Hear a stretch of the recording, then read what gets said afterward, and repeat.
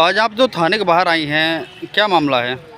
इसमें भैया ward number 7 में हमारी बिटिया का बंटवारा हुआ था और सन 2023 में, और उसमें क्या नाम है, तब दोनों पक्षों में रेणु कश्यप वाइफ ऑफ राम अवतार के द्वारा सुलहनामा हुआ था। सुलहनामा में ये कहा गया था कि जो 20/80 का बंटवारा हुआ है उसमें एक एक दुकानें दोनों पक्षों के बीच में आ रहे थे, और बीच में जो दुकान की पर्दी थी वो कोई भी एक पक्ष तोड़ता तो दोनों दुकानें टूट जाती। तो उस समय इन लोगों ने मुझसे समय मांगा 2 महीने का।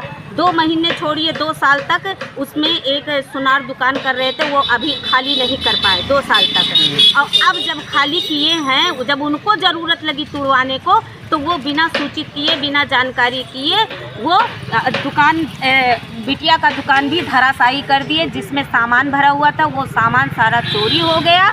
और मेरे वार्ड नंबर 8 में मेरा पुराना मकान है, उस पर रेणु कश्यप अवैध कब्जा कर रखी है, बिटिया का भी कमरा कब्जा कर रखी है। तो हम लोगों का यही केवल मांग था कि रेणु कश्यप वो कमरा दे दे ताकि इसका सामान हम वहाँ सुरक्षित रखवा सके।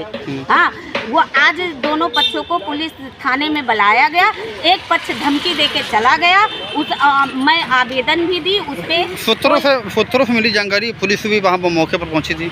हाँ, पहुँची थी, वहाँ मुआयना भी किया गया और क्या नाम है, कहा गया कि इस पे वो कुछ नहीं हो सकता है। तो हम कहें कि सर, जैसे वो मेरा सामान रखा था तो उसने धराशायी कर दिया, इसी तरह हम अपने पुराने मकान में बिटिया का कमरा जो कब्जा किए हम भी जाके तोड़ के कब्जा कर लेंगे, तब आप लोग कोई एक्शन मत लीजिएगा। तो सर ने कहा कि अगर आप तोड़ेंगी तो मुकदमा होगा। तो हमने कहा वाह सर, ये क्या न्याय है, वो तोड़े तो उस पर कोई कार्रवाई ना हो और हम तोड़े तो मुकदमा होगा। तब सर ने कहा ठीक है, हाँ, हम जो आप एप्लीकेशन दी है उस पर भी मुकदमा लिखा जाएगा। तो इसीलिए कल सुबह हम लोग आएंगे और देखते हैं कि क्या न्याय और क्या इंसाफ मिलता है कानून के द्वारा। नहीं, एक आप भाजपा से भी जोड़ी जाती हैं, क्या पुलिस की आपकी बात नहीं सुन? भाजपा का कोई परिचय दिया ही नहीं, यही वास्तविकता देखने के लिए कि वाकई में प्रशासन पुलिस की क्या रवैया रही है इस मामले को लेकर? पुलिस पक्ष हमें कुछ रवैया नहीं समझ में आया कि मेरा एप्लीकेशन देने का अर्थ क्या निकला जब उस पर कोई एक्शन ही नहीं हुआ। आपने परिचय नहीं दिया पुलिस को, आप एक अनजान महिला बन के गई। हाँ, एक आम नागरिक बन के गई। और एक मिनट मैम, आप एक आम नागरिक बन के गई, एक महिला बन के गई, आपने पुलिस की लापरवाही क्या फैली पे देखा? क्या वहाँ की पुलिस एक्टिव है? मैलानी की पुलिस क्या कर सकती है? पुलिस दूसरे पक्ष को, वो दूसरा पक्ष मुझे धमकी देके थाने से जा रहा है, जाओ जो करना है कर लो, नहीं खाली करेंगे, हम कुछ नहीं करेंगे। और क्या नाम है, और वो दूसरा पक्ष क्या नाम है, कुछ बोल के इन्हीं के सामने जा रहा है। आगे ये क्या चाहती हैं, आगे क्या कार्रवाई? अब आगे कार्रवाई ठीक है, वो दूसरा पक्ष अगर धमकी देके जा रहा है, हम आवेदन दिए हैं तो उस पर मुकदमा लिखा जाए और उचित कार्रवाई की जाए।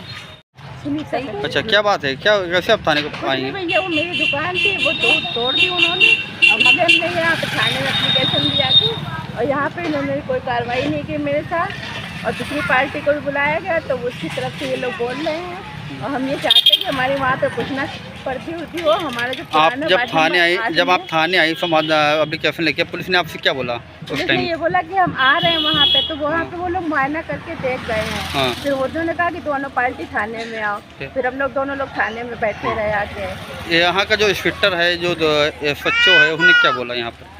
नहीं, वो नहीं साहब नहीं थे यहाँ पर, बाकी लोग थे, उनका क्या नाम है, कोई सिंह है करके। हाँ, वो हैं, मतलब वो लोग हम ध्यान नहीं दिए भैया, 2 लोग, और SO साहब नहीं थे। और सुबह जो है हमारे सम्मानित नगर पंचायत अध्यक्ष ने कहा है कि सुबह 10:30 बजे का हम लोग एकत्र होंगे कुछ सम्मानित व्यक्तियों के साथ, उसके बाद इस पर चर्चा की जाएगी।